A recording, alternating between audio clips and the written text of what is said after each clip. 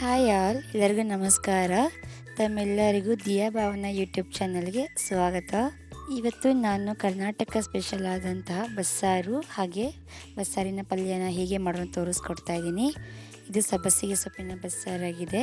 ಯಾರ ನಮ್ಮ ಚಾನಲ್ನ ಸಬ್ಸ್ಕ್ರೈಬ್ ಮಾಡ್ಕೊಂಡಿಲ್ಲ ದಯವಿಟ್ಟು ಸಬ್ಸ್ಕ್ರೈಬ್ ಮಾಡ್ಕೊಂಡು ನೋಡಿ, ಹಾಗೆ ಹೆಚ್ಚಿನವರಿಗೆ ಫಾಲೋ ಮಾಡಿ.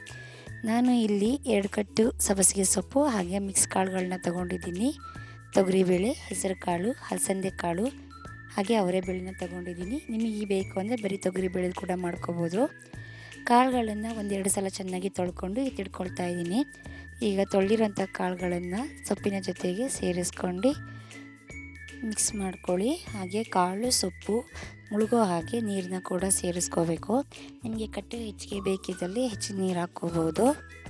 ನೀರನ್ನ ಸೇರಿಸ್ಕೊಂಡಿದ್ದ 1 ಹಿಡಿಯಷ್ಟು ಕಲ್ಲುಪ್ಪನ್ನ ಕೂಡ ಸೇರಿಸ್ಕೊಂಡಿದ್ದೀನಿ. ಹಾಗೆ ಲಿಡ್ ಕ್ಲೋಸ್ ಮಾಡ್ಕೊಂಡು 2 ವಿಷಲ್ನ ತಗೊಳ್ಳೋಣ. ಸೊ ಇದು ಆಗೋ ಅಷ್ಟರಲ್ಲಿ ನಮ್ಮ ಮಸಾಲೆಗೆ ಏನು ಬೇಕು ಅಂತ ನೋಡ್ಕೊಂಬರೋಣ ಬನ್ನಿ. ನಾನಿಲ್ಲಿ ಮಸಾಲೆಗೆ 2 ಈರುಳ್ಳಿನ ತೊಗೊಂಡಿದ್ದೀನಿ. 1 ಈರುಳ್ಳಿ ಒಗ್ಗರಣೆಗೆ, 1 ಈರುಳ್ಳಿ ಸಾಂಬಾರಿಗೆ, ಹಾಗೆ 3 ಗೆಡ್ಡೆ ಬೆಳ್ಳುಳ್ಳಿ ಅಷ್ಟು ತೊಗೊಂಡಿದ್ದೀನಿ. 10 ಹಸಿಮೆಣಸಿನ್ಕಾಯಿ ತೊಗೊಂಡಿದ್ದೀನಿ. 1 ಈರುಳ್ಳಿಯಲ್ಲಿ ಅರ್ಧ ಈರುಳ್ಳಿನ ಹುರ್ಕೊಳ್ಬೇಕು, ಹಾಗೆ ಹಸಿಮೆಣಸಿನ್ಕಾಯಿ ಬೆಳ್ಳುಳ್ಳಿನ ಕೂಡ ಹುರ್ಕೋಬೇಕು. ಇನ್ನು ಅರ್ಧ ಈರುಳ್ಳಿ ಸ್ವಲ್ಪ ಬೆಳ್ಳುಳ್ಳಿನ ಹಸಿದಾಗಿಯೇ ಜಾರಿಗೆ ಹಾಕ್ಕೊಳ್ತಾ ಇದ್ದೀನಿ. 1 ಅರ್ಧ ಹಿಡಿಯಷ್ಟು ಕೊತ್ತಂಬರಿ ಸೊಪ್ಪು, 1 ನಿಂಬೆಹಣ್ಣು ಗಾತ್ರದ ಹುಣಸೆ ಹಣ್ಣನ್ನು ಕೂಡ ಸೇರಿಸ್ಕೊಳ್ತಾ ಇದ್ದೀನಿ. ನಿಮ್ಗೆ ಹುಳಿ ಹೆಚ್ಚಿಗೆ ಬೇಡ ಅಂದರೆ ಕಮ್ಮಿ ಕೂಡ ಸೇರಿಸ್ಕೋಬೋದು. ಇದೆಲ್ಲ ಸೇರಿಸ್ಕೊಂಡಿದ್ದ ನಂತರ 1/4 ಟೀ ಸ್ಪೂನಷ್ಟು ಸಾಂಬಾರು ಪುಡಿ, ಹಾಗೆ 1 ಟೇಬಲ್ ಸ್ಪೂನಷ್ಟು ಜೀರಿಗೆನ ಸೇರಿಸ್ಕೊಂಡು ಸಣ್ಣದಾಗಿ ಹೆಚ್ಚಿಟ್ಕೊಂಡಿರೋ ತೆಂಗಿನಕಾಯಿನ ಕೂಡ ಸೇರಿಸ್ಕೊಂಡು ಮತ್ತು ಹುರ್ಕೊಂಡಿರೋ ಅಂತಹ ಈರುಳ್ಳಿ, ಬೆಳ್ಳುಳ್ಳಿ, ಹಸಿಮೆಣಸಿನ್ಕಾಯಿ ಕೂಡ ಸೇರಿಸ್ಕೊಳ್ಬೇಕು.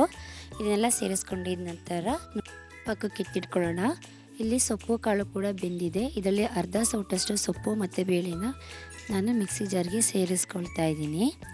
ಈಗ ಕಟ್ಟು ಮತ್ತು ಸೊಪ್ಪನ್ನು ಸಪ್ರೇಟ್ ಮಾಡಿ ಎತ್ತಿಟ್ಕೊಳ್ಳೋಣ. ನಾನಿದೊಂದು ಫಿಲ್ಟರ್ಗೆ ಸೊಪ್ಪು ಮತ್ತು ಕಾಳನ್ನು ಬಸಿ ಹಾಕ್ಕೊಳ್ತಾ ಇದ್ದೀನಿ.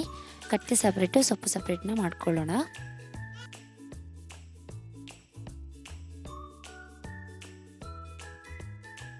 ಪಕ್ಕಕ್ಕೆ ಎತ್ತಿಟ್ಕೊಂಡಿದ್ದಂಥ ಮಸಾಲೆ ಕೂಡ ನುಣ್ಣಗೆ ರುಬ್ಕೊಂಬರೋಣ.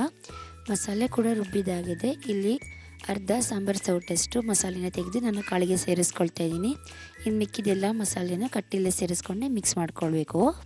ಮಸಾಲೆನ ಕಾಳಿಗೆ ಸೇರಿಸ್ಕೊಳ್ಳೋದ್ರಿಂದ ತುಂಬಾ ಟೇಸ್ಟ್ ಇರುತ್ತೆ. ಈಗ ಜಾರ್ ಕೂಡ ತೊಳ್ಕೊಂಡು ಸಾಂಬಾರಿಗೆ ಹಾಕ್ಕೊಂಬಿಡೋಣ.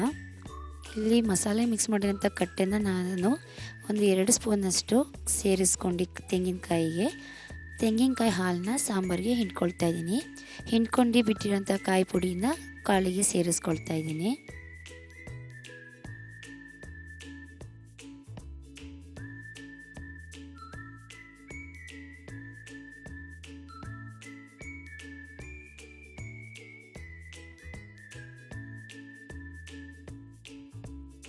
ತೆಂಗಿನಕಾಯಿನ ಪೂರ್ತಿ ಹಿಂಡ್ಕೊಂಡಾಗಿದೆ. ಈಗ ಒಗ್ಗರಣೆನ ಕೊಡ್ಕೊಳ್ಳೋಣ.